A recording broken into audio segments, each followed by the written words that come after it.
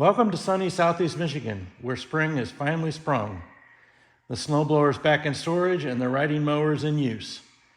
This is my 5th walk-around video of my Sling TSi build. It's been just under 6 months since my last video, but a huge amount of progress to report and show. A brief recap: this is Sling serial number 445SK, call sign N920 Papa Bravo.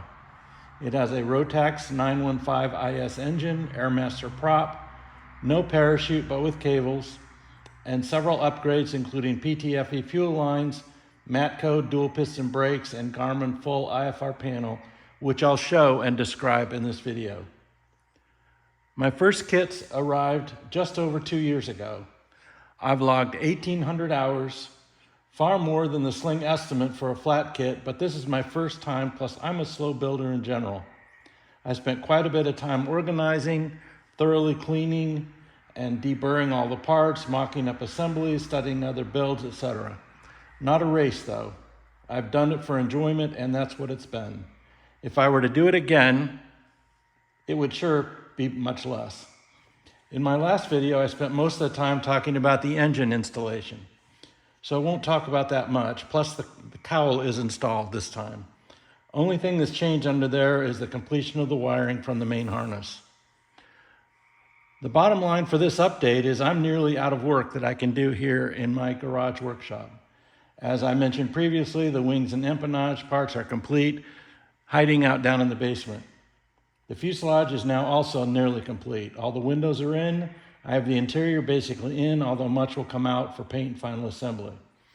The biggest news is Midwest Panels has completed the installation of my wiring harness and all the avionics. I'll spend some time going through that. So with that, let's start walking. I purposely left the door closed so you can see how well they fit. This is the older style canopy. That the new style just came out when my kit was released, and I think I have probably one of the last of the older ones. But I'm super happy with how well the doors fit. I really didn't have to do too much to get them just like that. The cowl is also fitted. That also turned out well. I'm happy with that. Has all the cam locks in it. Nothing really earth-shaking there. Of course, it's got the access doors for pre-flight inspection, etc. This particular kit did come with the newer style front panel that fits underneath the wing skins. That turned out really nice. I'm happy with that. A little bit of body work, and that seam should totally disappear. I literally just finished putting in the windshield today, and a lot of pre-work to get it to fit, but I'm really happy with how it turned out. Walking around now, you can see I'm also happy with how I was able to get the spinner to fit to the cowl.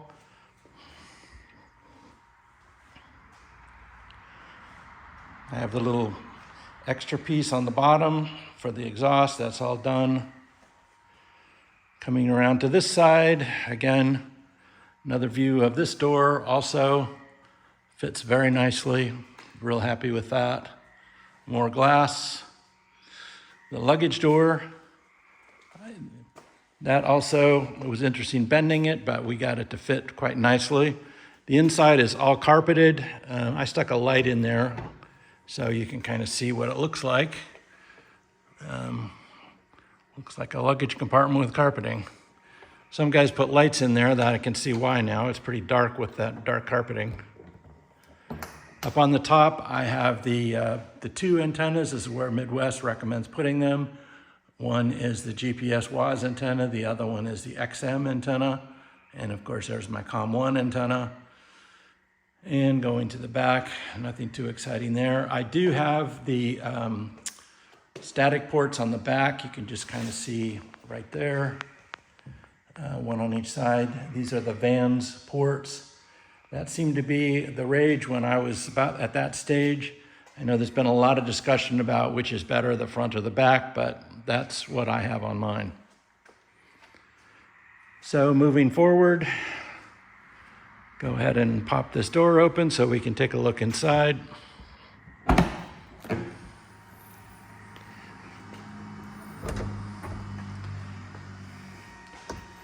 Back seats all in, all the carpeting's in. Again, nothing too different or earth-shaking, but I'm really, really happy with the finishes and how it all turns out.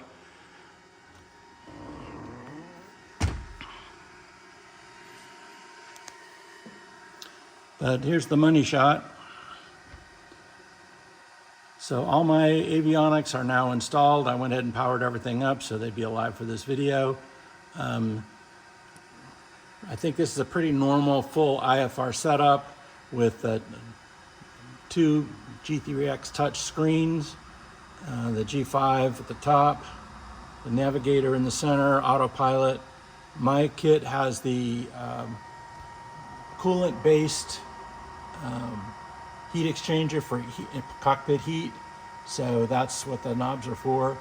I did modify that quite a bit. I've talked about that in some other videos where I did install. It's pretty dark, so I don't know if you can see it, but I've got, you can see it there. I've got lower vents on both sides, and then also footwell vents in the back for the heat, and then the top vents are only for fresh air. So there's the one on each side of the dash or the panel, and then the ones in the back, also the pretty normal locations. And what I've got then is a 3D printed diverter up here, and that whole spider arrangement that comes with the kit with the mixing and the valve and all the rest, I don't have any of that. So basically the top is only vent, and it's operated by opening and closing the vents themselves, and then I've got heat in the bottom. I'm hoping that works out satisfactorily. From an option standpoint, I do have the IntelliKey system. We put USB ports on each side. There's another one on the underneath the rear seats. This has the VPX electronic circuit breaker, so all the switches on that side are all lights, and this side is all the usual engine and fuel pumps, etc. On that note, I chose not to put in the fuel pumps that a lot of guys are putting in the wing roots. Nice system. I just chose not to do that, but I did work with Midwest, and my airplane is completely pre-wired for that system. So if somebody wanted to add that system, it would be very easy to do because all the wiring is in place. Just a matter of bolting in the pumps, and then there's a couple of mods to one of the switches and a sensor that goes in the fuel selector. The brakes are bled and working. Happy with that. I have the Toston military style grips with all the usual buttons and so on.